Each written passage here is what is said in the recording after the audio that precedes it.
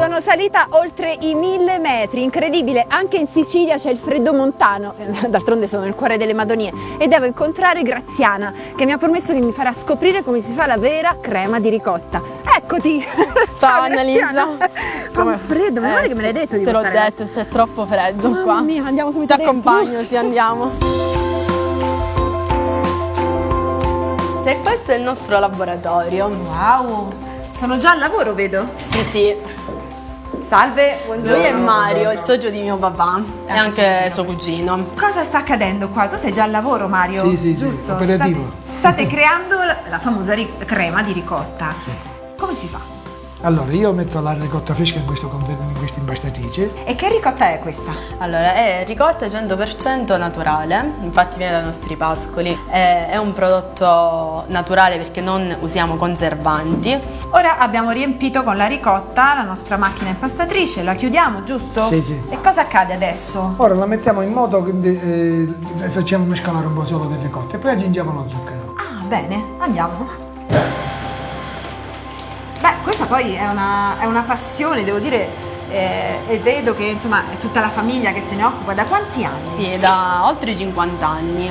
Infatti solo nel 94 mio padre e il suo cugino Mario hanno fondato questa attuale azienda, che è un'azienda a conduzione familiare. Però vedo che insomma le tecnologie Si sono avanzate, infatti grazie a questa opportunità noi non trasportiamo non solo in Italia ma anche all'estero. dal cuore delle Madonie fino a New York, come fa ad arrivare fresca questa crema di ricotta? Allora noi poi la mettiamo nell'abbattitore a meno 40, così le proprietà nutrizionali rimangono sempre intatte. E poi la mettiamo nella cella frigorifero a meno 20. Ah, ho capito, quindi rimane fresca finché arriva a Viene destinazione. usata, certo, fin quando poi la usano. Ed è sempre disponibile 365 giorni l'anno.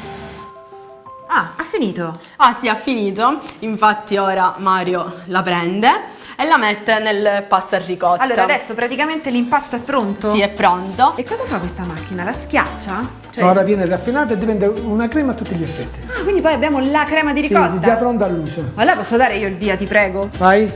Adesso? Sì, sì, vai.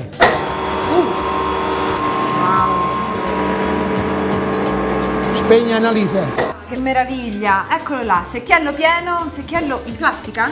Sì, è 100% riciclabile. Senti, che cosa ci possiamo fare adesso? Ora te lo faccio vedere. Possiamo, Mario, scusa? Sì, sì, fate. Oh, dove siamo? Allora Annalisa, per l'occasione ho portato il nostro pasticcere di fiducia, Maurizio. Buongiorno Maurizio. Allora, beh, sicuramente la ricotta, la crema di ricotta serve per fare il tipico dolce siciliano. Il cannolo. Che anche sicuramente la passata. si riconosce quando è buono dalla croccantezza, no, della pasta, ma soprattutto la bontà della ricotta. Sì, perché una volta messa la ricotta dentro il cannolo la cialda rimane sempre croccante. E perché questo? Perché non rilascia liquidi la ricotta.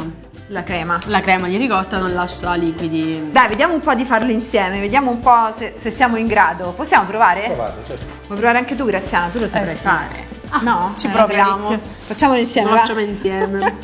Da una parte. Che bello, con questa saccaposcia mi viene proprio il...